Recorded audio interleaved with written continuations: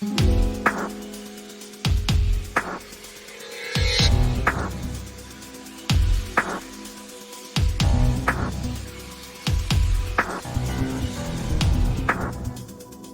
everybody, this is Brad Bruce, and I'm here with Jace Marsiglia. And you are listening to the 5195 podcast. Back at it. Back at it. How you been? Good. Yeah. Good. Still kind of riding the high from the last trip out here. That was pretty awesome. I don't know how this will play to the listeners. At this point, have we decided how we're going to stagger the shows? No. Because what they don't know, and they'll find out right now, is that between last episode and this episode, at least 2 months have gone by. That's a long time, but also gave us a lot of shit to talk about now. Definitely. So we've been busy, and in a really cool, weird Back to the Future kind of way for you guys, it's only been a week. I knew you were going to bring it. Had to. I knew it. But I think that's neat. Like, we had a big pause before I flew back. That last trip was incredibly productive. The last 2 months, a lot's happened, and kind of excited to bring you guys in on some of the shite we've been up to. Yeah, we've definitely been busy. I think now that we're, starting a production. Yes. I think for those in the audience that are aspiring filmmakers, I think it would be kind of cool to give some pointers or tips as to what goes into making a film on a no budget. Mm-hmm. Because it's hard. We're not in a position to be like, well, Warner Brothers just dropped $1 million in our lap. No, this is trench filmmaking, and I don't know about you. I kind of dig it that way. It makes you more creative. The freedom, I think. Yes. I think it forces you to be more creative out of necessity.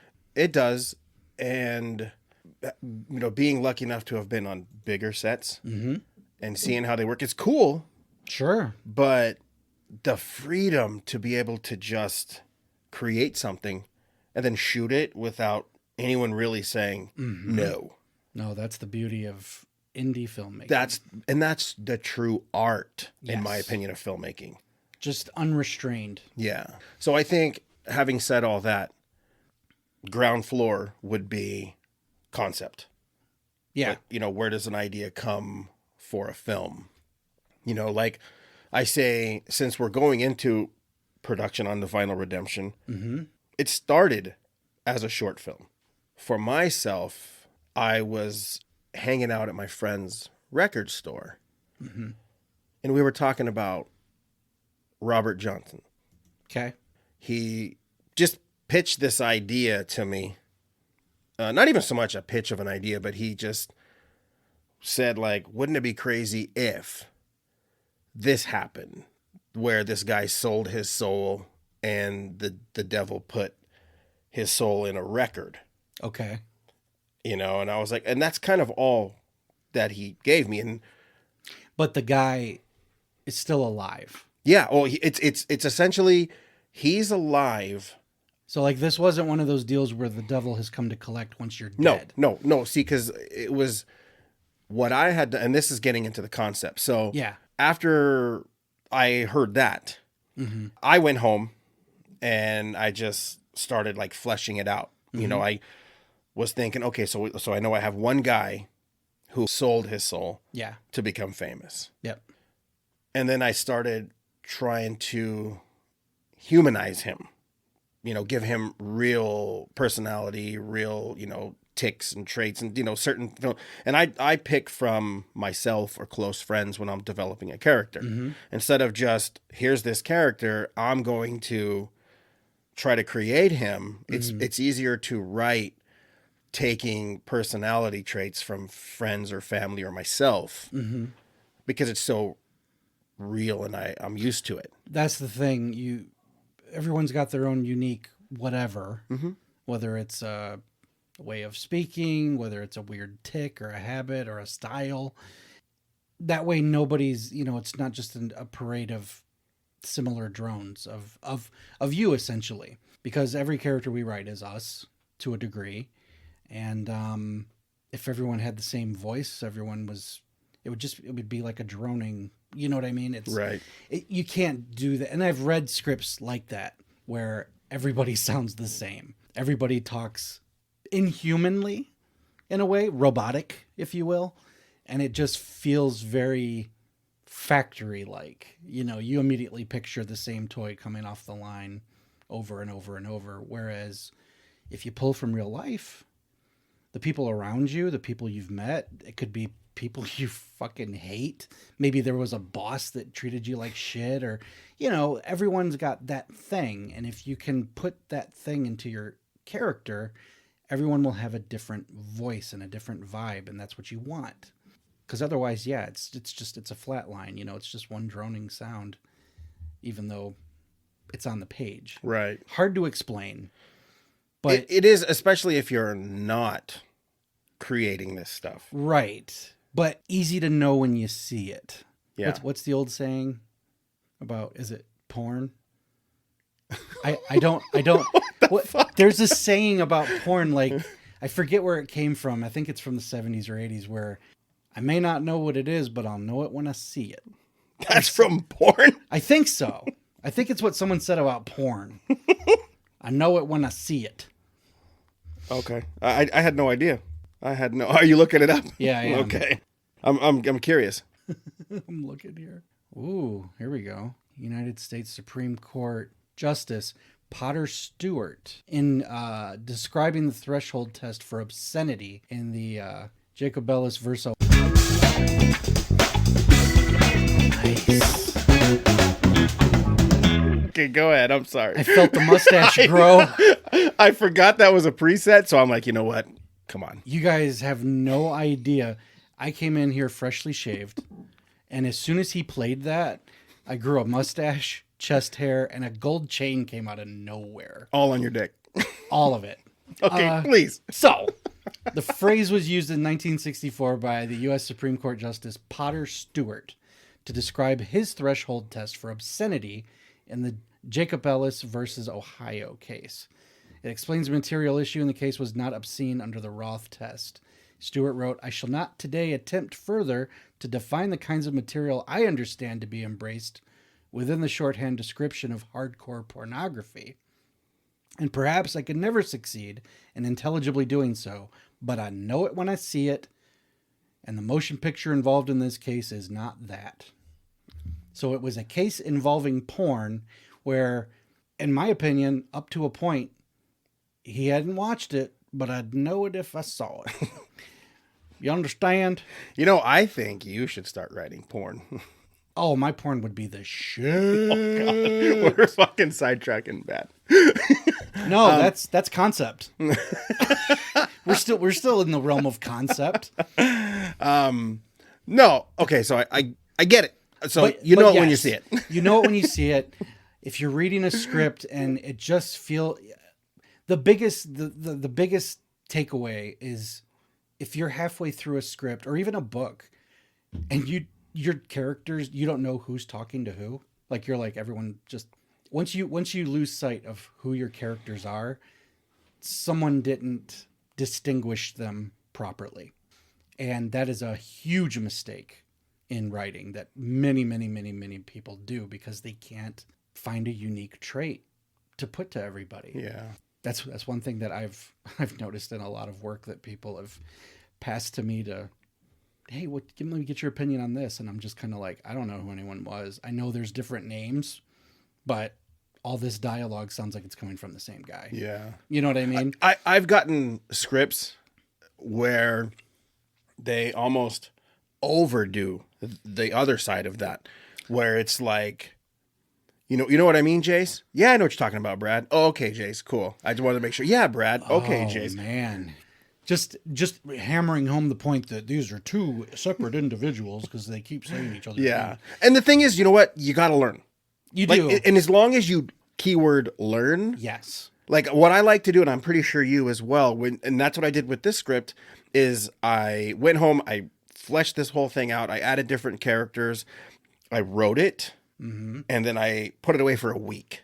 That's good advice. That's what you should do. Because you'd be surprised what you notice when you've divorced yourself from the material. Because right then and there, you're in the moment. Yes. And everything that you've written down, you think is fantastic. Well, even we've talked about this podcast where we've gone back to listen to older episodes. I don't remember what we talked about because we were recording, we were riffing. But then you go back and listen to it a week or two later and you're like, I don't even remember this conversation. Or you said something that you were like, oh man, did I say that? And it's funny just how much you don't retain in the moment. Mm-hmm. Even in retrospect, it's gone. It's in the ether. Yeah. And writing is exactly the same way. And that was kind of writing 101, part of that book I mentioned in the early episodes that I got, where the author said, put it in a drawer. And I think I want to say he said, like, give it a month. Okay. He gave like a bigger stretch. I've done that with every script I've written, and I always come back to it and I'm like, I don't know, what was I thinking here? Or this was kind of dumb. Or you get to a point where you're like, the story feels a little soggy here. I need to pick it up. Or you notice the things that you don't notice in the moment. Right. And let me ask you a question, just curious. Mm-hmm. When you do put it down and you go back to it later, mm-hmm. Are you coming from a place of being hypercritical, or is it just completely fresh and open? Here's what I do. I call it my Mystery Science Theater test. I'll go back to a script that I haven't read in a hot minute. And when you take those breaks, try to write something else. Just keep the mill, the mill going. Definitely. But when you come back to that one that you set aside, what I do, I go into it like I'm watching a movie for the first time. And I usually I do it with buddies and we got a few drinks or whatever. I'll riff on a movie. I'll just make fun of it. If it's not very good. If I can riff on my work, whatever it is I'm riffing on has got to go. Okay. Period. Because if I can make fun of it, anybody can. If I find the holes in the Swiss cheese, everybody else is going to see it too.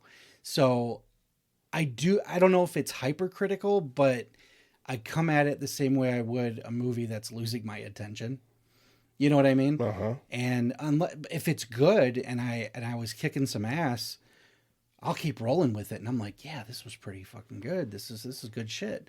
But if I stumble into something where I'm like, you idiot, you went into that room? Why would anyone in their right mind go into that room? That's when I gotta stand back a little bit and go, okay, I either need a better reason to get them into this room, or the whole scene has to go. Right. Because it makes no sense and it's stupid. So you'd be surprised how critical you are when you're divorced from the material, like I said, because it feels like someone else wrote it. And technically it was. Absolutely. You were someone else a month ago. Who knows what was going on in your head? Who knows what you were dealing with at the time, or what because everything you deal with as a person, it comes out in the work subliminally, mm-hmm. Subconsciously, whatever. So yeah, you could have written something in a bad mood a month ago, and when you come back to it, you're like, damn, this is kind of harsh. I'm not really enjoying this. Or you were in a really chipper good mood and you're like, what the fuck is this cheesy shit? Yeah. You'd be surprised. That's how I approach it. I'll come back to it after a while and I do my Mystery Science Theater test where I'm like, if I can make fun of this, it's not good. I shouldn't be able to riff my own material. Now, to circle back to personality, I know a lot of writers tell you not to do this. A lot of producers too, but I do it. You do what works. I will cast, in quotes, my entire movie. I'll set up characters for whatever I need them to be. They're blank faces. They're blank slates.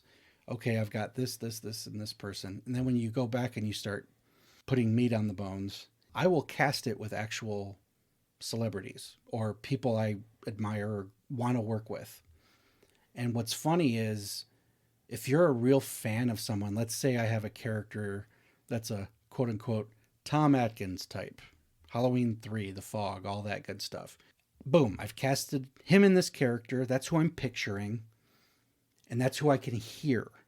And the funny thing is, if you're a big enough fan and you know someone's nuances, you know how they sound, you know how they talk, you'd be surprised how that directs your dialogue, because you could write something and be like, that doesn't sound like something Tom Atkins would say, or I can't picture him saying that.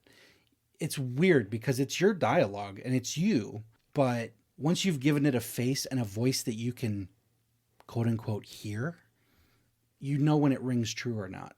And I've had a lot of compliments on my character development based on how they sound or the things they've said. And I'm like, honestly, it's because I cast it.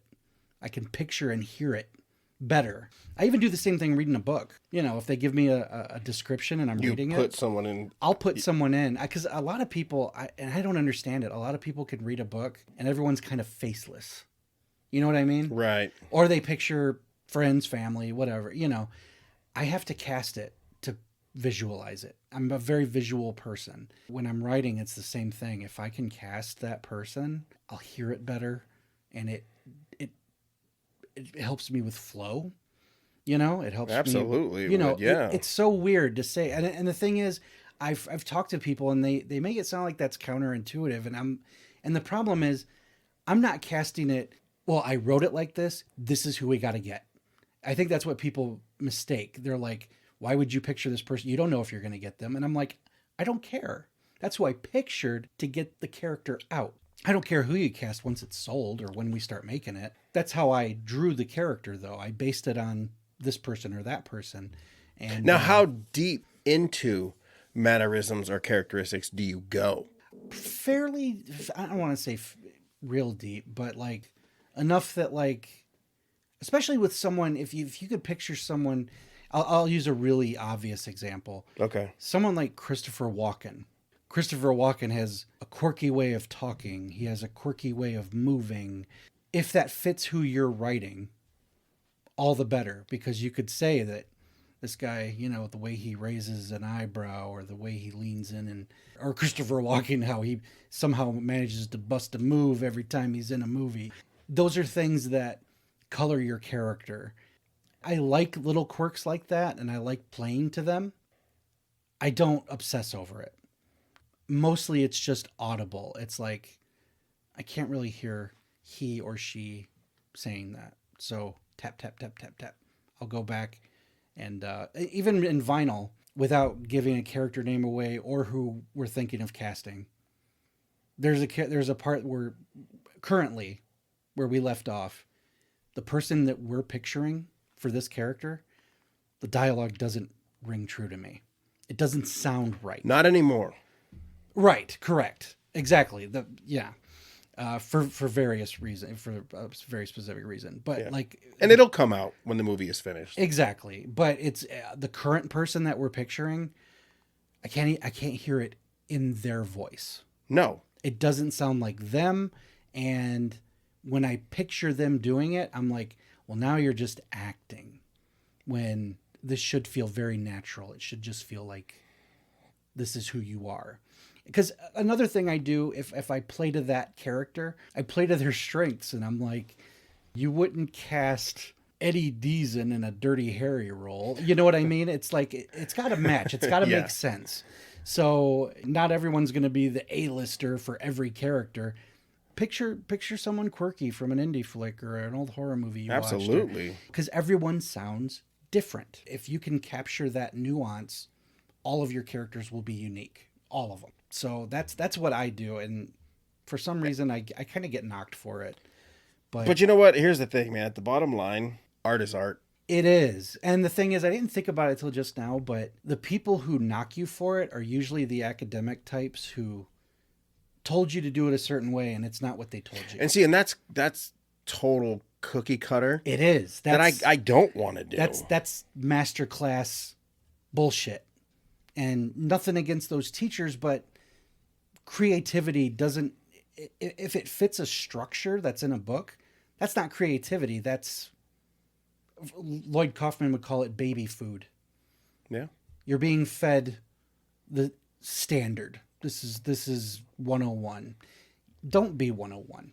That's what makes things unoriginal, is 101. Right. So, yeah, those academic types or the people who give you the advice go, don't cast it in your head. You're just hindering yourself. Well, the average Joe that I toss the script to get an opinion, they're like, I love your dialogue. You've got really snappy, realistic dialogue. And I'm like, it's because I picture people. I picture real people. Yeah. And that goes back to what I was saying, and even how I did it, whether it be myself or family or like, a celebrity or, anyone. And clearly, like, I mean, when I wrote that character in Final, you saw who I wrote it for, Yes. And it's because we actually approached him. Yes. And he wanted to do it. And it's like immediately I'm like, okay, I know this person's cadence. I know this person's voice. I know this person's humor, most importantly. And I'm like, there's certain lines where I'm like, that doesn't sound like him. Yeah. That doesn't sound like a joke he would say or a quip he would use. And that makes you go back to the creative well and go, well, how would he or she say it? And if you change it and it sounds good, and even if, like for me and you, when we were working face to face, working on this stuff, if both of us are laughing, it's like we nailed it. Yep. That's gonna work. And we were, I couldn't stop laughing. We were dying. Yeah. It was hilarious. And I can't wait to finish it. Oh yeah. I mean, it's just gonna get funnier. But it's one of those deals where I mentioned it in one of the previous episodes how I've never collaborated in real time. We were literally kind of acting out your script. We definitely were. And like when we would pick two characters and we would talk back and forth, just reciting it, almost like what do they call that? A reading? Yeah, it's like a table read. Yeah, that's it. That way you can hear it, mm-hmm. and you can put put something to the dialogue that maybe the other person didn't hear. And there was more than one occasion where a line would come up, and one of us would be like, we would respond the way we would. And it was like, oh God, there's a joke. All right, let's put that in. Yeah. You don't get that sitting alone working on it yourself. No, you do not. But that was, for me, it was a new experience. And I thought it was fun because we're busting a gut in here laughing. And it was like, that means other people are going to find it just as funny as we did. I think so too. And that's a special moment because whatever we're doing is working. I totally agree. So, yeah, I mean, I do the same thing. So, and that's exactly what I did with the characters, these two guys. I took his concept and I switched it to where the guy that sold his soul really wasn't the lead. No, he's the MacGuffin. Yeah. And I put two boneheads. Yeah. And what's funny is that the two guys are actually based on myself and my cousin. And so it's like, well, I mean, we grew up around each other our entire lives, so I'm like, perfect. You know what you both sound like? Yeah. You know each other's humor. Yeah, so that's good. That's already a base plate. Yeah. And again, because I knew it was just going to be a short. Yeah. Because I wanted to see if it actually had legs to be a movie. Since it was so fresh in my mind about Robert Johnson, I made it blues. Okay. But in the back of my mind, even in the notes, I was looking at hair metal. Yeah. But I was like, you know what? Let me just stick to this story. Even when I do that, it is somewhat different. So you were, like I said, I used the term MacGuffin. And for those outside of the industry, a MacGuffin is a term used for something that pushes the plot, but is not important. So a MacGuffin, a good example for you guys would be Pulp Fiction, the suitcase that's changing hands. They open it up. There's a gold light coming out. We don't know what it is. It's never explained, but it's important and it's moving the plot. That's a MacGuffin. Right. What's in the suitcase is irrelevant. You're supposed to be paying attention to what's happening around it. Right. So in this case, in vinyl, your MacGuffin is this record. The guy who's trying to pawn it off to these idiots. It's not of consequence. You just got to worry about these two guys now because they have the MacGuffin. Right. And what happens when a couple of idiots have the all-important but not so important thing, that's the plot. Right. That's where we're supposed to find the humor. It happened very easily because I knew, like, going into creating the story, I knew I had a couple of good actors that I wanted to work with, mm-hmm. and I knew I had a location. So I'm like, win, win, win. Yeah. And as a filmmaker, location and actors is very important. And it's It's very difficult when you do not have the funds to pay somebody. Mm-hmm. So that's why a lot of these filmmakers that shoot these shorts early in their career, they are bad. And it's not because they set out to make a bad movie. No. It's just they were working with what they had. Yep. So don't ever be upset that your actor is not an Oscar-worthy actor. Mm-hmm. If it's someone that's willing to give you time and do this for free because they believe in you or they're having fun, you fucking won. Yeah. You won. Yeah. You know? And so I was lucky enough to have a few of those guys around that just loved working with me. Mm-hmm. And even on this one, I was able to level up a little bit. I had cast this guy, James Ryan, who had shot a movie years prior called Nuevo Ninja. Up a road from me, there's a town called Nuevo.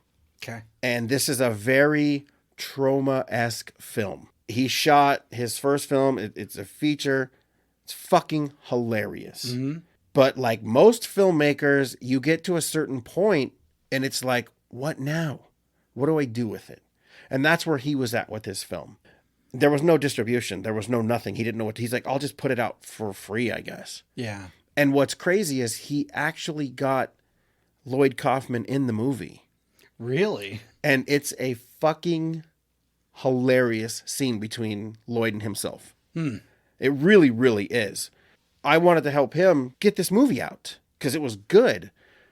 But all the while we were developing this friendship, and when I was starting to write this, I'm like, man, James would be perfect because he knows how to act and he's got good timing. He knows how to deliver lines. So I'm like, perfect. So now I got to find the counterpart for James. And I went to Greg Dow, who was in Deadheads.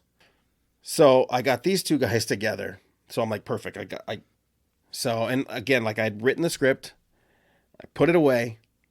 I read it again in a week. And I was like, yeah, there's a few things that need some work for sure. Gave it a second draft. And then I gave it to a couple of other people. They read it and they were like, yeah, this is cool. And then they made some suggestions that were positive. They were beneficial. I made the changes. And I think after maybe 4 or 5 drafts, we finally had a shooting script. So after you have your shooting script and short film or whatnot, you should always register it with the WGA. Every time. Always. Yep. No matter what it is, just always register it. It's very low cost for a lot of peace of mind. Yes, it is. And it lasts what, 5? I think it used to be 5. Is it 10 now? Did it go to 10? I want to say the last couple I've done have been 10 years. I could be wrong. I don't know. Wow. I'm almost positive it's increased since I first started. Okay. What is it, like $30, $40? Something like that. And most of the time from like Final Draft or Fade In, you could do it right from your app. They've got it built in where, what used to be, what did we used to do back in the day? Mail it? You'd mail it in. You'd mail it in and then a certificate would come back. Yeah. Yeah, it's almost instantaneous now. Yeah. It's so cool. But yeah, it's not expensive, but in the long run, you're protecting your stuff, and it doesn't matter how goofy or stupid or short it is, protect your shit. That's key. Yes. So after we had the shooting script, I started casting, and then we would go up to the record store block, just trying to figure out, like, obviously, because you've been to that record store, and the record store I'm talking about it's called Spindles in Temecula. It's a very small store. It's tight. He's got a ton of product in there. Great stuff. Oh yeah. Great stuff. I never go in there and not come out with something. But yeah, it's kind of one of those deals where if someone's coming down the aisle in the other direction, you got to stop and let them out, let them go. You do. It's very tight. So production there, it was tough, man. I was impressed that you got something out of it. Yeah, it was tough. Because at the time it was just me and my cameraman that were going up there and trying to, breaking the script down and where we were going to put the actors, the cameras for each scene, and where we were going to, because again, being prepared and breaking your script down and blocking, storyboarding, if you can draw, and it could be stick figures, it doesn't matter. You can draw stick figures just so you can see something. You just need the visual. You need a visual. Yeah. Just to be able to see, like, does this work? Mm-hmm. You know, because we don't have, like, as independent filmmakers, we don't have the luxury of, well, I'm going to bring my entire cast up and we're going to just rehearse at the location. Oh, no. Yeah, that's not how it works. It doesn't work that way. You know, so you got to do the next best thing. And it's like, well, I got to draw it on some paper and see what it looks like. Mm-hmm. So we did that. You know, we went up there and we blocked and we got just like a shot list ready to go. Mm-hmm. Then the record store owner and I were like trying to figure out the hours, you know, because it's a functioning store. He opens at 10 and he closes at, I think it was 6 or 7. So you still got daylight. But I didn't need daylight because it was a night movie. True. Okay, so, Yeah. but what worked for us was when, you know, and again, I don't want to get too far ahead, and it was a very small cast. It was literally the 2 guys and the guy who sold his soul. Mm-hmm. There was another character. Who was the guy who was like eating Fritos out of a bag in his crotch? That was another younger filmmaker. I just remember him cracking me up. Yeah, but he was another filmmaker that would help out. We'd work on his projects, he'd work on our projects, things That's like cool. that. But so it was literally just it was like 5 characters in the entire film. Mm-hmm. Because I wanted it very small to be able to manage it. Because this was only I want to say this might have been my second time really directing something. Really? And a crew. I didn't know it was that early. Yeah. Oh, yeah. This was like 2011 when we started. Okay. And then I think we ended up shooting and then getting it out in 2012. Okay. So, yeah. So, you know, the cast had the scripts and they were learning their lines and rehearsing, and I was getting everything ready. And of course, you know, one of the biggest things I could tell any filmmaker, one mistake you do not want to make above anything is feed your cast and crew.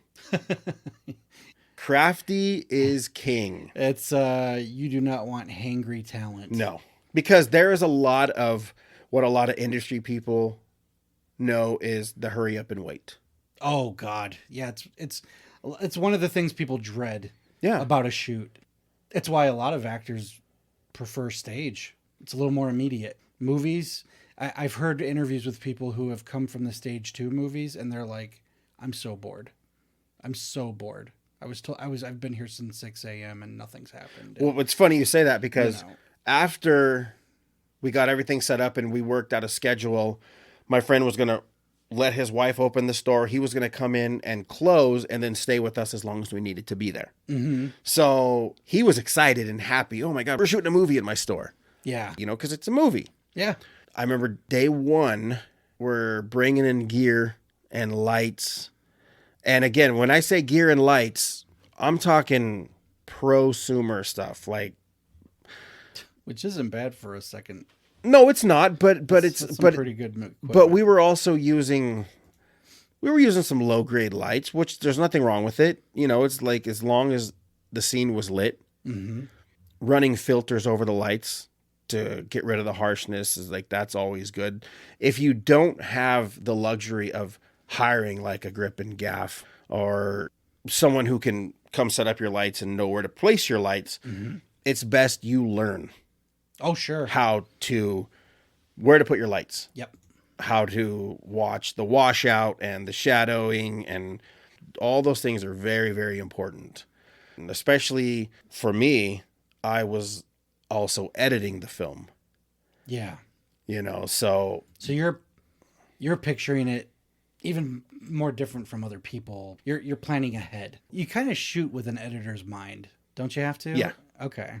I figure it's just the easiest way if you're a director, you know. yeah, I do. Yeah, so we had day 1 and we had everyone there, and it was funny because even though everyone had scripts and it was low budget, so I didn't have a lot of luxuries, as soon as James and Greg got up to set, I walked out. I met them and I walked out to them and I'm like, Greg, James, Greg, you guys are lifelong best friends. Yeah. You grew up together, went to school together. You're each other's everything. You have 2 hours. Bye. And they took a walk across to the AM/PM and they got some drinks. And when they came back, they were best friends. That's pretty funny. Yeah. I mean, it's cool. But... Yeah. And James is the kind of actor too, where some of the first scenes we were shooting, because that's another thing too, is you don't shoot movies in order. No, it's rare that happens. It's very rare. Extremely. So we were shooting this scene where they're high energy. Mm-hmm. Okay. And these guys went and each got 2 giant monster energies. And they pounded both of them in like a minute. Oy. And after I was like, okay, the fuse is lit, guys. Yeah. I was like, we now have to worry about getting out of their way. Mm-hmm. The blocking is like, it's over. Yeah.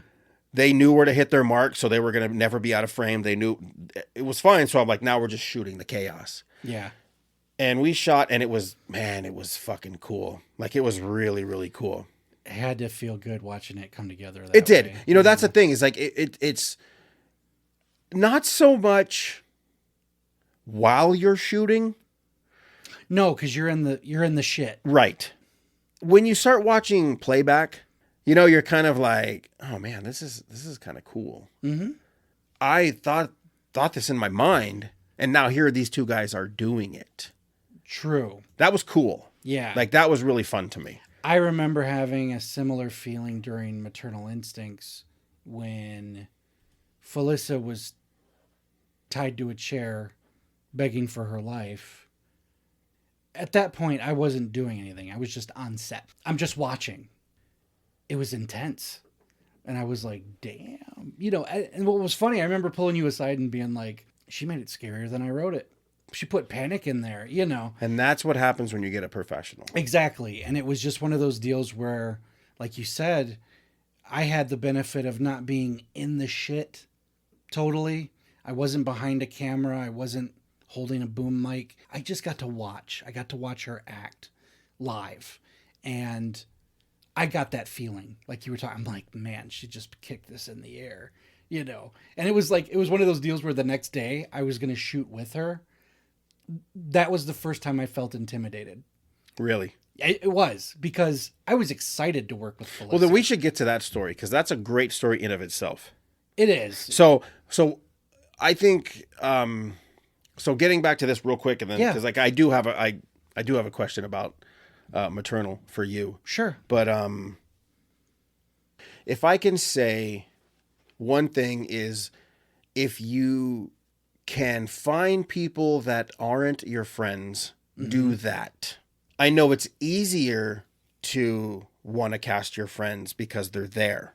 But the problem with that, and I've had it many, many times, is that your friends, because they're your friends, they're going to flake on you. Mm-hmm. They're going to leave on you. Mm-hmm. And they're not going to listen to you. They know you as their buddy, not their boss. So that's how you're going to get treated. Yeah. And I did learn that when I was young. Sure. Before I ever really started, like, this is what I'm doing as a career. Mm-hmm. Before, we were just having fun and making funny movies, and it was just cool. I wasn't ever like, oh, this is the career. Yeah. Because I was young. Like, I'm talking like VHS camera. Oh yeah, the big brick on your shoulder. Yeah. But you knew what you wanted, and they were here for the fun. Right. And you were like, this isn't what I pictured. Yeah. So definitely do not cast your friends. Like, everyone that's ever worked on one of my sets did not start out as a buddy that we hung out before film.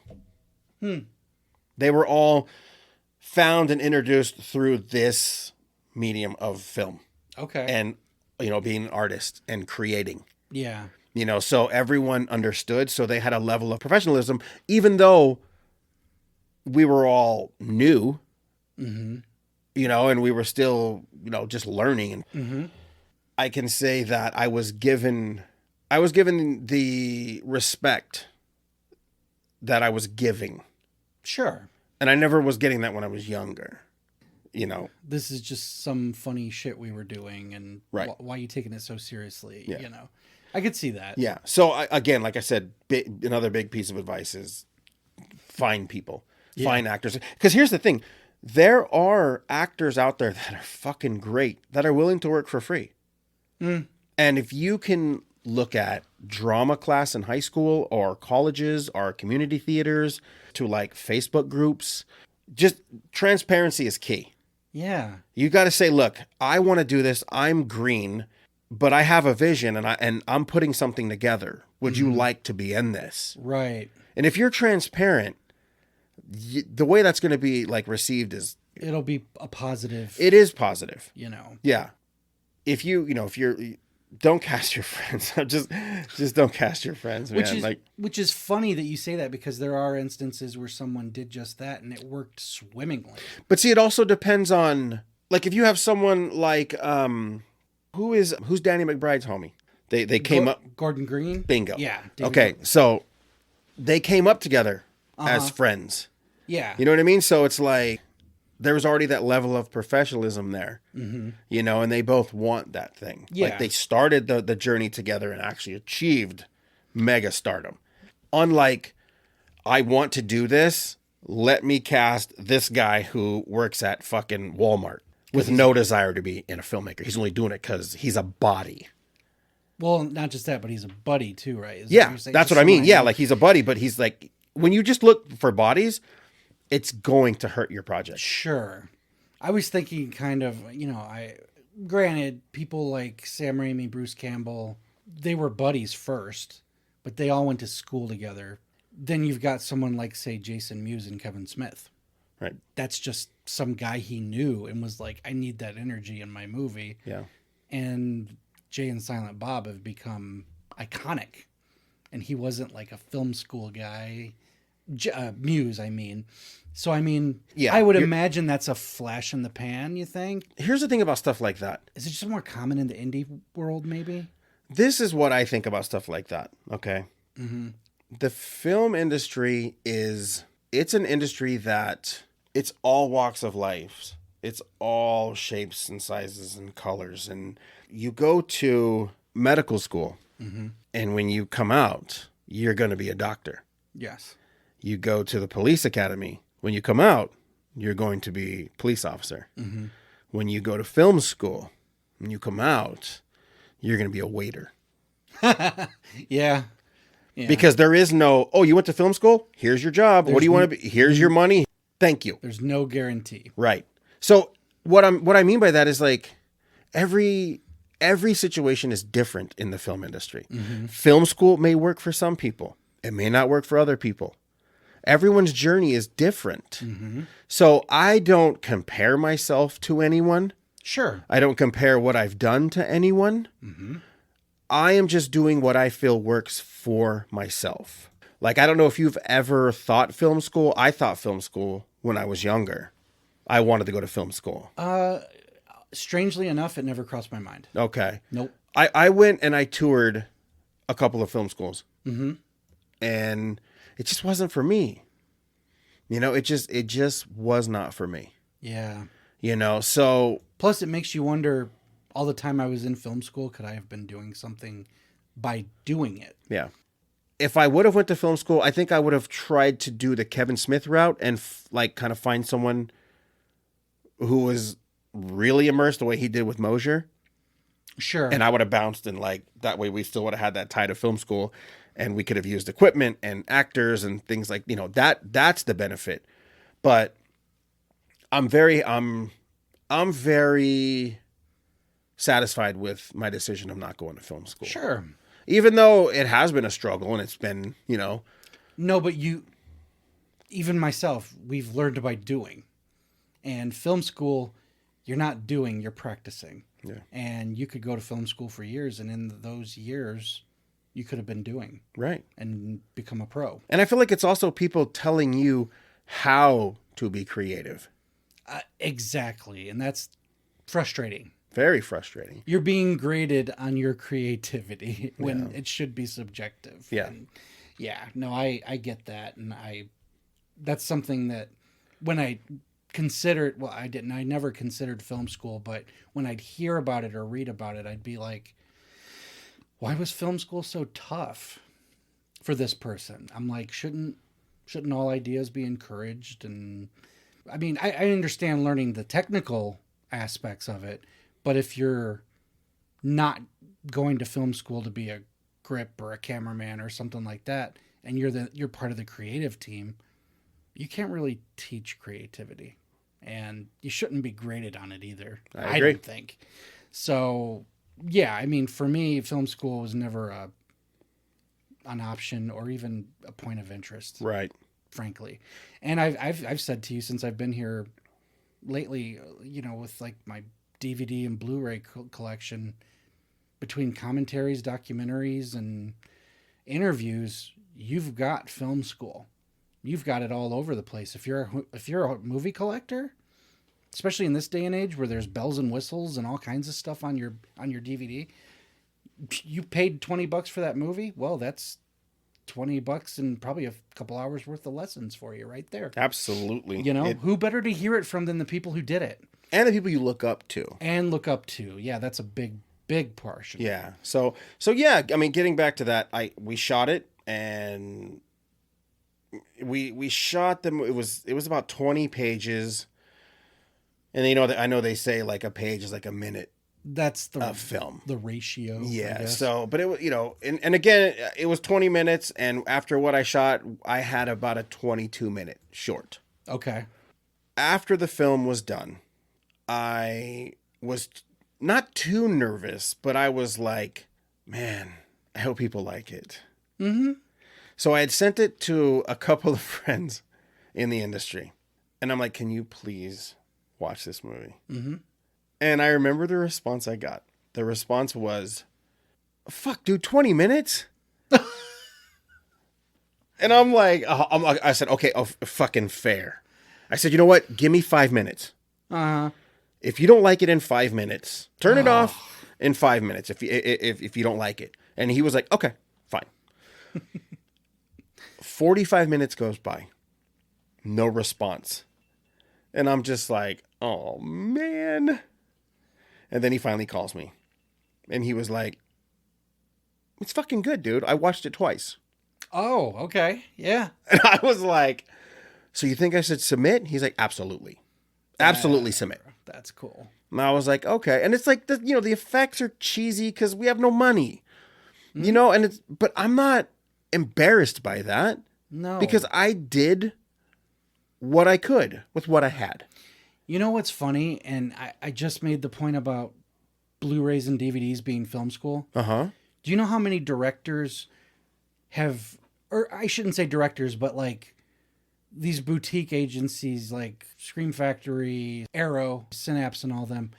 You know how many of these companies unearth the student pictures that these directors did, and they put it on there not as an embarrassment, but to show you, look how they started. Like I've seen Sam Raimi's Super 8 movies. Uh-huh. He's Sam Raimi now. You look at those old movies, if you didn't know who he was, you'd be like, these are fucking weird. And they look so cheap and stupid. But it's like, because you know who Sam Raimi is and his body of work and his creativity, you go back and you're like, wow, look what he did with what he had. Yeah, it's cheap and it's dingy and all this, but it's like someone thought enough to put it on this Blu-ray to show you, potential filmmaker this is how you start, and this is good. You can grow from this. Absolutely. And I love it when a big director's old shit gets unearthed and put on it as like a bonus feature, because it's humbling. Nobody just dives in and makes Titanic. Nobody just fell into Avatar. Good pun, by the way. Yeah. But like, yeah, even James Cameron had Piranha 2.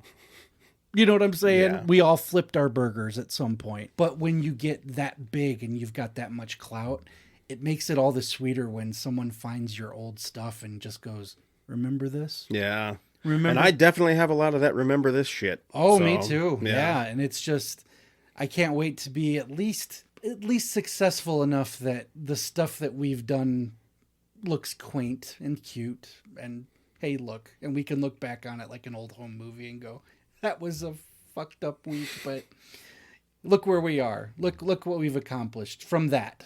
Right. I think that's neat. I think that's cool. And I don't know. I just find stuff like that really cool because it kind of humanizes your heroes. You had a question for me. Yes, I have a question for you. Yes. So, we did my whole Vinyl Redemption thing. Okay. I wasn't listening at all the entire time, but yeah, go ahead. I didn't know you were in the room. Yeah. You did. So I got nothing. So Maternal. Yeah. That is your first on-set film. Yes. So what was your process? We know Marv brought the story to you. So, but we never talked about, your process of getting from concept to your standing in a studio. Yeah. Shooting your movie. When he gave me the concept of sort of I guess you could say she was like a succubus and with this creepy cannibal family that she was feeding people to. That was basically it. I think the other detail he gave me was she gets micked, by these pricks and go from there. They should all die by the end, and I'm like, cool, whatever. And he did tell me that Felissa was interested. So I was able to write to Felissa. I was able to base this character around her nuances and stuff. And what's funny is around that time, I hadn't gone so deep into Felissa's filmography as to get her mannerisms and all that down because I just had Sleepaway Camp. And she was a kid. And she spends most of the movie not talking, But I had a lot of documentaries and behind the scenes and interviews with her that I was like, okay, she's bubbly. She's got that hint of New York, And you've had interactions with her. Before that, no. Oh, just one. Okay. Just one. And it was because of the column I wrote, which I mentioned a couple episodes back probably. But very brief. Very brief. We weren't friends yet. She just admired my work. I admired hers. But Marv said she's going to be in it. She's going to be interested and she'll be the main demon. Cool. He called and told me all this while I was at my 9 to 5. It was just one of those deals. He sends me a text. You got a minute to talk? And I'm like, I'm at work. And then he goes, I got some news about Felissa. I went, I'll step outside, So I'm like, what's going on, dude? And he was just like, Felissa wants to do a movie with you and we're going to do this story. And he goes, what do you think? And I was like, I can work with that. It was just kind of the quick, almost like your 24-hour movie thing that you did. Okay. It was almost the same thing where I had just a couple of things to work with and go. So I was like, all right. When I went home, I just banged it out. It probably took me a couple of days, and I sent a first draft back to Marv and he really liked it. And he goes, I'm going to send it to Felissa. Uh-huh. So not too much time passed, might have been a week or so. I hear from Marv that Felissa fell in love with it. She goes, this is really good. Let's do it. I was like, all right, cool. And I'm like, damn, but I hadn't considered the fact that, and again, going back to that book I bought, writers don't go on the set. So I was like, well, have fun, everybody. It was just kind of like, I'll just sit here in Michigan and hope that this leads to other things. How long did it take you to write it? The Maternal? Mm-hmm. Just a couple of days. How many drafts did you go through? Maybe 3. Okay. Yeah. I think the shooting script might have been third or fourth. Okay. Yeah. It wasn't many because there was just a couple of notes really. And when you got a hold of it, you had a couple of notes and there wasn't a lot that anyone wanted me to change. There was an extra scene that, did you want it put in or did Marv? Like a flashback scene? No, that was me. That was you? Okay. That was the bar scene. Yes. And that was the only major change that I made. Because it was a whole new scene, and I'm like, okay, So I wrote this scene and was it your idea to have like a doofus that she turns down? Okay, so here's the thing. Because I don't know. No. Look, here's the thing. Okay. I don't really remember the details. it was not a doofus. Okay, it was just a guy. Yeah. So this just plays more into the fact of how fucking hard you are on yourself. Okay, What? so stop that shit. So I here's thought it was supposed to be like a ne'er-do-well. but no. Again, it was just. Don't take this the wrong way. Yeah. It was just opposite Kevin. Oh, I gotcha. That's all it was. Okay. All right. That's all it was. It had to be someone she turned down. But she was no. Remember, she was into it at first because she was flirting. Oh. And there was a connection going on. Yeah, there was, I guess. And then You're he right. popped up and she's like, you know. Yeah, yeah. But no, see, here's the thing. So when the scene was written, Yeah. I knew. I didn't tell anyone. Okay. Like I knew that it was going to be you. Because if you want to tell them when you found out you were going to be in the movie. God. Yeah, this was funny. Okay. I had to have sent you the updated draft with that scene. Yeah. And what's funny is I named the character Stu. Yeah. Based on Stu from Night of the Demons. Because he was the oafish, obnoxious idiot. Not Kevin, you know. And I'm like, it's got, because when I wrote it, I pictured just someone kind of just obnoxious and someone that would be turned down, you know. Mm-hmm. And if I remember right, did you reel me in a little bit? And you're like, don't make him stupid. Mm-hmm. I was like, okay. So I just made him just a decent guy, but he's still Stu. He's still the guy. He's going home alone. Poor guy. And at that point, I believe you had cast everybody. I did. Because you had sent me, I think, a group photo, and you're just like, check it out. This is the cast of Maternal. And I was like, sweet, you know. So this was like the only X factor now. I was like, well, now you got to cast this guy.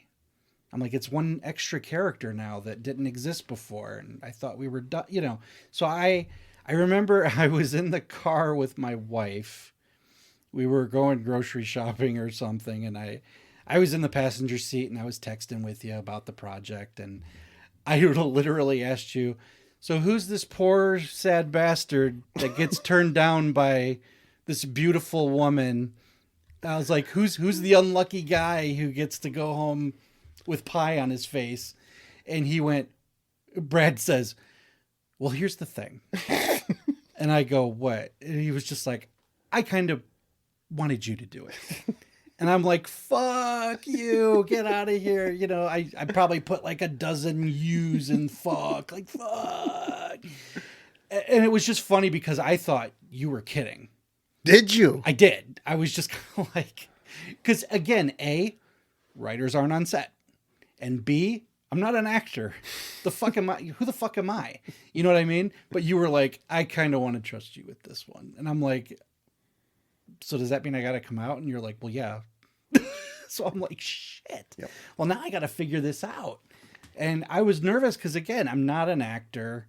I never aspired to be. You know why I knew you could do it? Why? 2 reasons. Because seriously, at that point, we hadn't even met. No. So you hadn't seen any skill. No. In that department. 2 reasons. Okay. 1, you're a writer. Mm-hmm. So you understand character. Yeah. Fair. 2, you're a movie fan. Mm-hmm. That was it. That was it. There's a lot of terrible actors out there. Doesn't matter. That like, because this, even knowing this now, that's still a gamble. For me, it wasn't. I feel like it's a gamble. For me, it wasn't. Because I could have come out there and just been a complete fucking disaster. You know, well, we'd also talked on the phones a lot. True. Yeah. And it wasn't just text and email. No, and you're right. And the way you would deliver things and your humor, I'm like, you know, he can do it. He can do it. And it was great. It was fucking great because I even remember Josh was like, this is my brother, by the way, my youngest brother, Josh. He came along with me. I felt like he was, because I stuck his ass in the movie too. Yeah, he's in there. He's in the left pocket. He's a patron. He's a patron in the bar scene. Yep. And I'm like, he's just. What was he saying? Was it Taylor Swift Watermelon? Was that the? Yes. That's the extras silent. Yeah. And then we were telling other people to say their ABCs. Is that what it was? You say it fast, and then you say it slow. And then Taylor Swift Watermelon. Yeah. And it was, it was really funny because he was like, not in a disparaging way, but it was just like, you really want him to do this? Like, wait, Josh did that? but it was. I had no idea. He didn't. It wasn't a condescending. It was more like, man, I'm proud of my brother. Like, you really want him to do this? Oh, okay. Not like, are you fucking sure this? No. This Stu motherfucker is a buffoon. Yeah. No, I can't imagine him doing that. No, he was like, he was genuinely excited for you. Well, it was funny because before coming out, I remember telling him, I'm like, I've got a scene opposite Felissa Rose. I'm like, okay, so first of all, been a fan for years. Second of all, I'm just going to meet her, and then I got to act alongside of her. And then when I mentioned earlier, watching her panic and shit in that chair, mm-hmm. I'm like, oh, fuck. And she's awesome. Mm-hmm. I'm like, I got to work. I'm like, she's kicking ass over there, and I'm over here like acting neat. This'll be fun. And I'm like, you gotta be fucking kidding me now. Cause I was so nervous once I saw her performance. I'm like, oh, so we're bringing A game to this. Okay, fine. Now let me put my Laurence Olivier hat on. I'll never forget blocking you two at the bar. Was it the 2-shot? Yeah. Uh-huh. And just seeing it. Cause that's a one-shotter. We did it in one take. We did, didn't we? We did it in one take. Because there's edits. Yeah. Because we had to get insert shots of a couple of things. But the majority, we did it one time. Yeah. And that was even more intimidating because I'm like, I'm going to have to remember about 5 minutes worth of lines here. But it was great because I don't know if you remember the cheers after we cut. You mean like the show? Yes. We did all sing the song. Everyone knew your name. Yes. No, just the applause that you got. Yeah, I was very surprised. Even from Felissa and Brookfest, and everyone was just like, everyone's laughing because it was so good. It was so good. What's funny, and we mentioned this at the beginning of the show, living in that moment, no clue whatsoever. But it was Dennis, I think. Because he was holding the boom like from behind the bar, right? Like on the floor. Yeah. All I remember from that was him coming around the bar and just throwing a hug on me and just going, damn. Yeah. And I went, what? I was just, what? He's just like, dude. It was just, he didn't have words. And I was just like, I didn't do anything, you know. But apparently it was a big deal. And it was a big deal. I just couldn't wrap my head around it. Because to me, I just felt like a glorified extra. No, not at all. I had some cool lines, but not at all. It was a great interaction. It was fun. I mean, even you and Brookfest, the back and forth. Oh yeah, we were kind of nipping at each other, right? Yeah, it was great. It was great. It was like we knew each other for a while. Yeah, that was pretty natural. It was. Yeah. She was just fun. She got stuff out of me because. Yeah, on paper it wasn't much. No, but and that's the good thing about working with pros. Mm-hmm.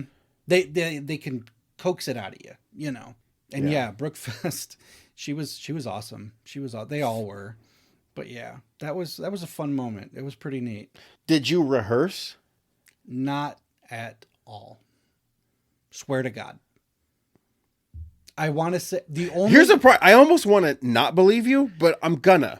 Here's the thing. This is what happened because we spent a lot of time setting up. There was just a lot of setup. And during that time, I'm bullshitting with my brother and Bravo, the effects guy. We were all just bullshitting. And Felissa was just sitting at the bar by herself, just kind of flipping pages, looking.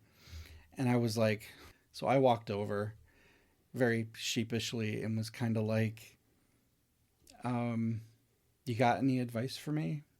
And that was it. It was kind of like, we're going to do this scene in a minute. And is there anything I should know, should do, whatever? And she didn't give advice. She looked at me. She kind of read over a certain thing of dialogue and went, I am really mean to you. And I'm like, yeah. I was like, the writer's an asshole. Writer set you up. And we laughed about it. But I said, should we rehearse or anything? And I think she said, yeah. I go, yeah, we'll do it. And she got pulled away for a minute because her kids were on set. You know, they were part of it as well. And then it was like, all right, you guys ready? I'm like, no, but let's fucking do this, you know? So there was no rehearsal. There was talk of it. And I think even at one point, Kevin might've been like, I think he said something like, when I muscle my way in between you guys, you know, I'm going to do this or this. And is that okay? You know, I was like, yeah, whatever. And then I think he did tell me where to move and where to face. Cause he was just like, he was explaining to me the lighting and all that, which was awesome. It was super cool of him to give me that. Yeah. But as far as running lines, not a word. We were going to, she got distracted.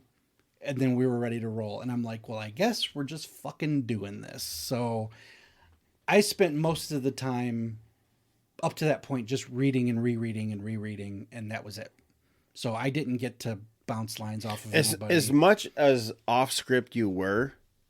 Was it? It was very natural, though. What do you mean off script? Like, did I sail off of? No. I'm like, I mean, off script means like. Oh, just saying, you know the lines. Saying what's on the paper. You know. Yeah, you were off script. Okay. Yeah, meaning like you don't have to look at the script. I'm off script to know everything. Oh, for some reason I took off script as like I was, you know, ad-libbing. Yeah, no. Is you know, as much as you know, I'll rephrase it. As much as you knew the lines, how nervous were you? Extremely. Because it didn't show. That's a personal problem. That's not a personal problem. No, I mean, I compartmentalize my fear. My wife has told me before during intense, scary moments, she goes, I look to you when things are scary because you ground me. She goes, you don't rattle. And I was like, well, on the inside, I'm screaming my fucking head off and I'm on fire and falling off a cliff. You know, but I'm like, but I've learned how to internalize panic.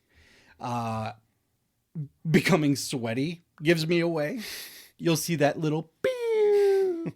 So yeah, but I didn't want everyone to feel like not confident in me. You know what I mean? I was like, Brad's trusting me with this. It's kind of a big scene. Just don't fuck it up. And yeah, I was scared. And I was working against somebody that I was a fan of. Yeah. This wasn't a convention interaction where I'm shaking her hand and going, hey, thanks for the photo. You know, this was like, I'm going to act with Angela from Sleepaway Camp. And she's no longer Angela from Sleepaway Camp. She's a fucking knockout, beautiful woman. And I'm like, I got to just pretend like I'm putting my Mac on. And it was even above that, she was a character that you created. Yes. So it was surreal, extremely surreal, awesome. But yeah, I was scared.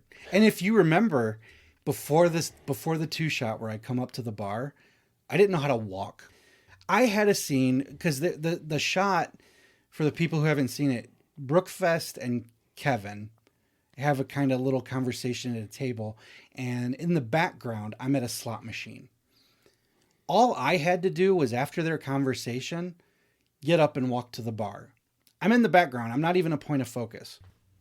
Was it 3 or 4 takes where you were like, just walk? And I'm like, I am. How am I not walking right? I don't understand why my feet, it was just, that's where I fucked up. Walking. Getting up from a stool and walking to the bar. And the funny thing was that was shot before, that was in sequence. I'm sitting here like, if I can't walk, what am I going to do when I have to speak? I'm like, because I didn't know what I was doing wrong. And I'm just like, either he's fucking with me or I am shitting the bed so hard right now. I'm just like, so I was even more scared because it took me like 3 or 4 takes to walk. Well, because I refer to it, and I don't know anyone else does, but for me, I refer to it as Frankenstein. Oh, just stiff. Yeah. I was stiff. Like there was no movement in the shoulders. The arms were dragging. You just walk. Yeah. You know, and I'm like, no, you gotta just take a beat. Take a beat and just walk up, you know. Because when you're walking through, you know, when you're walking somewhere, you're going to glance down and you're going to look at other people. Yeah. You know, especially if you're at a bar. Yeah. You know, but you literally just like, you stood up and just like walked. And it was funny. I was like, get me the fuck out of this shot. It was funny. It's like, I don't want to do this next scene. Because I'm sitting here, I'm pretending to play slots. Yeah. And I think I even asked you at one point, should I look disappointed? Like I just fucking, you know, the slots weren't good to me today. You know, and I think I had a drink. You did? Because you were going to get another one. I was going up. And I'm going to tell you something. I have a story about that has never been told to you. Really? Yes. So about the drink? Yes. Okay. Okay, so I'm going to get into this. All right, hang on. Let me. And please do not hate me. But this is the first time. When did we shoot that? March of 16. Okay. I know it was springish. Okay, so everyone else knows this story. Even Tina knows this story. And she wasn't even there. She was not there. God damn it. Okay. Okay. Lay it on me. So we're set decking. Okay? Okay. And we got the bar built and we're just set decking everything. Mm-hmm. You know, putting up pictures and just making it look like a bar. We're building tables and we're putting stuff up, like and then road signs. Yes. And, you know. and then bottles. We needed bottles behind the okay. Yes. So the guy with the Doritos in his crotch from the Vinyl Redemption. So I drew a picture of him one time. Mm-hmm. Like this fucking goofy picture of him. A caricature? Yeah. And one of us cut it out and stuck it on a bottle. Okay. And it's in other films. That bottle's in other films. And it's just this goofy looking picture of him. Because the movie we were shooting with him, we took highlighter and poured it into water. And it turned it yellow, but it was glowing under black. Like a fluorescent. Yeah, it was a fluorescent marker. We had squeezed it out into a bottle of water, and under the black light, it was glowing, and it looked, you know, fucking crazy and all this stuff. Well, we just put it behind the counter for set deck, just for a prop. Okay. And I told Brookfest, here's the bottle. This is the one you crack, you pour his drink. Mm-hmm. Done. Got it. We shoot your scenes, you walking, and then we break. We do this. We do the turnaround setup for the 2-shot. Oh yeah. Okay. Okay. We do that whole, like, but you know, she gives you a drink. Yes. Remember when she gives you a drink? Yes. She grabbed the wrong bottle. I drank a highlighter. Yes. God damn it. All right. I quit. I'm fucking out of here. I've been glowing in the dark ever since. Yeah. Man, I didn't see it initially. I could piss light. I didn't see it initially. Okay. Like it was the producer. Okay. Okay. Okay. Yeah. He's like this. And I'm like looking and I'm like, what? And he's like, and I'm like, what? By then you're like, and your bar smells like piss. Like, oh, that's right. And you fucking that was my ad lib. You slam the shot down. You know, fuck you, Daisy, and your bar smells like piss. Cut. And everyone cheers, and I'm like, he's gonna die. I'm like, how many years ago is this? Okay, so 4, 5, 6, 7. Yeah, it's been about 7-ish years. 7 years of prostate cancer. Oh, fuck. I haven't had to piss with the lights on in months. You know what? At the end of the day, then Kind of cool. It's like you're welcome. It's like a lightsaber. You're welcome. And it was just one of those things where I'm like, whenever I need to remember something in a book, I just drag my dick across it.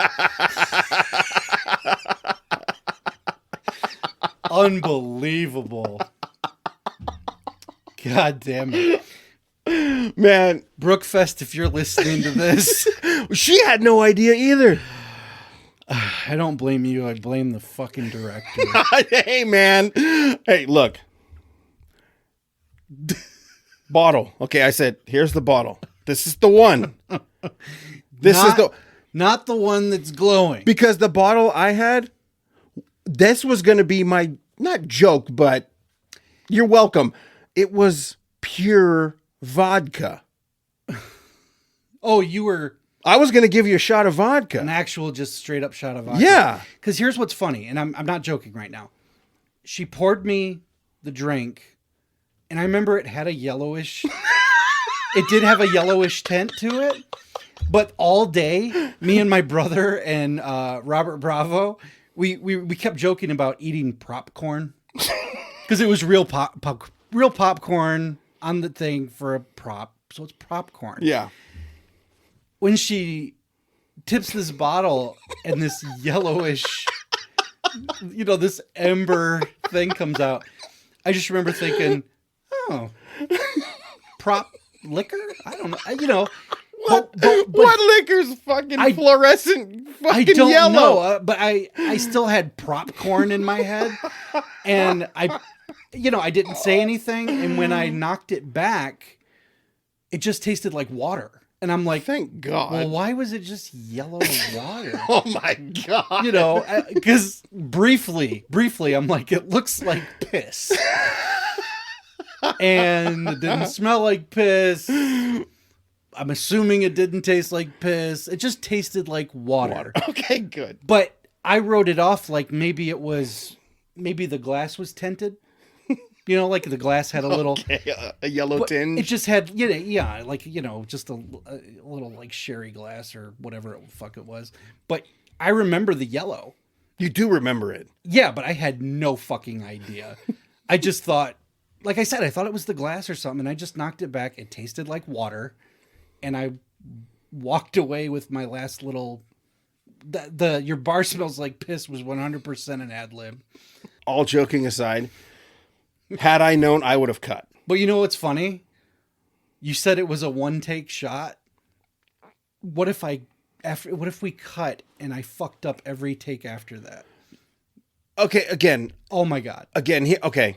The safety of your crew and your cast is very important. Oh, my kidneys are failing. So I would have never done that. Because you said God. The producer was like, wildly gesturing. Oh, no, he was. He was like doing this, like motioning, like drink, and like pointing, like look. And I'm like, what? Where was he? Because I remember the 2-shot, but you weren't in front of me because there was only enough room for Tiffany to stand there and Dennis, I think, on the floor. We were in the corners. Is that what it was? I think you were to my left, right? Yeah, with the lights, you couldn't see us. With the lights in your face, you couldn't see us in the corner. Okay, yeah. Exactly. Yeah, I remember the setup, but I'm trying to picture, like, would there have been a way for me to see all the gesturing? No, not at all. Okay. Not at all. No, because with those lights in your eyes, you can't see anything. It was super bright. Yeah, you can't see anything with those lights. And like I said, I'm like, what? And then I looked. This is why writers don't go on set. I saw the bottle. You try to poison them. I saw that bottle and I was like, oh my God. Oh my God. Well, folks, he's not going home alive. We're going to ship him back in a cask. Well, I guess now we know that drinking highlighter fluid doesn't kill you immediately. I don't know how many years it shaved off, but I'm still here. I'm still ticking. I mean, whatever it was, it definitely lost its potency. I get. How long ago was the prior to that? It was probably then that had to be. Oh man, because 2011 or that long ago, or maybe 10 or 11 that the shit was put in it. Yeah, because the set and everything was dressed long before we shot in there. Yeah, I came and it was already. Yeah, no, we had set decked a while. Yeah, and it was funny because that bar was so nice that no one wanted to tear it down. I know, because it looked like a bar. I remember you sending me pictures, and I was just like, "This is sad." Yeah, everything was just kind of. And me, I'm just like, "All right, fucking get it down. Let's go to the next one, next project." So, how happy were you with the end result? The end result when you sent me the first pass through. Yeah. I was amused by it. I thought it was pretty funny. It was creepy when it needed to be creepy. Again, Felissa's panic felt palpable. You know, she really sold that.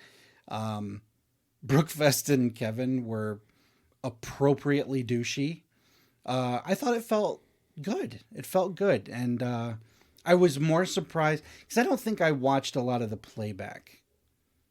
No, you didn't. You know what was weird? And I kept telling you guys to like interact and come closer. Yeah. But you guys, you were often next to each other, like you would be further away. Yeah, and I wanted. And I kept telling you, no, dude, come up. I did feel like I should just stay out of the way, let them work, But that's the funny thing is like, you didn't win a trip to go to a movie set. I mean, you fucking wrote the thing, and I'm like, get up here, But again, I had resigned myself to the idea that writers aren't welcome on set, even though you welcomed me with open arms. Everyone did.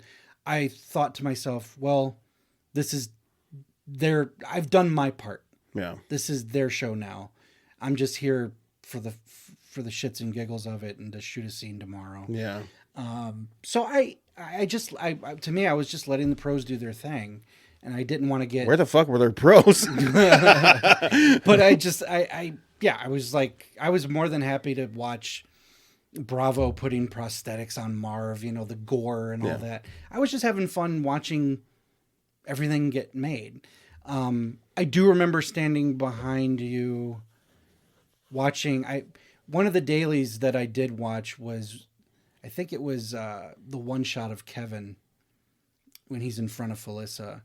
And I think the only reason I did was mostly because you didn't like the way it looked. There was a lighting issue, and I think you called me over, and maybe that was just your way of getting me to come over and watch, but you were like, does this look this, that, or the other? And I put in my 2 cents, but I remember that one shot of Kevin from, I think it was kind of more like Felissa's perspective, kind of a low looking up type angle. We had issues with lighting there, and you just wanted my input, and we watched that back a couple of times, but that was it. I think most of the other times I was bullshitting with like Wainwright and Felissa and them went in between takes. But no, like I said, I just, I thought be a fly on the wall and just watch how it's done. And I mean, are you glad you came out and did it? And yes, absolutely. Yeah, I thought it was great. It was a dream come true, actually, because I've always wanted to just be on a set and watch all the things. You know what I mean? And I did get to do the, when Bravo was working with the blood and all the, the neck ripping shit, and I was just like, this is cool. This is like the stuff I used to watch on my DVDs and everything, So I was just having fun, even if I didn't have to act in it or anything. I just enjoyed watching the process. It was exhausting. Yeah. It was sleepless. It was grueling, but it was fun. And it was everything I hoped it was going to be, Yeah. I'm very proud of that film. It is good. I will create links so people can watch it. Oh, sure. And I'll put it out on our social medias. And okay. I'll put it out so people can actually watch the movies we're talking about. And we've got tons of pictures behind the scenes. Yeah, they'll all be up on social media. Yeah. And stuff. So, I think we covered a lot of ground. Mm-hmm. It was nice to see it done. And it is an extra kick for me as a collector to have a movie on my shelf that I'm a part of. Right. And hopefully there's going to be a lot more now. I hope so. I would love to... I'd love to keep working with you. Yeah. So I'd say, in closing, as young filmmakers, just don't be afraid to take chances. No. Do your research. Don't let anyone tell you no. Nope. Don't stop, because the only person that can stop you is you. Take breaks. Definitely take breaks. Take because breaks. you will burn out. Yeah, don't. If you feel too frustrated to go on, don't call it quitting like we always did. Nothing wrong with a reset. A reset. A nice hard reset. Yeah. Just push away, get your head together, do some other things, and then if you're a true creative type, we always say you'll come back to it. You'll be compelled to come back to it. And we will have an email that you can, send questions to us. Yeah, I'd love that. Yeah. So yeah, man. I mean, I'm happy. That was a fun trip down memory lane. Yeah, it was. It was good. Well, all right, man. I guess it's that time. All right. Until next time. See you guys.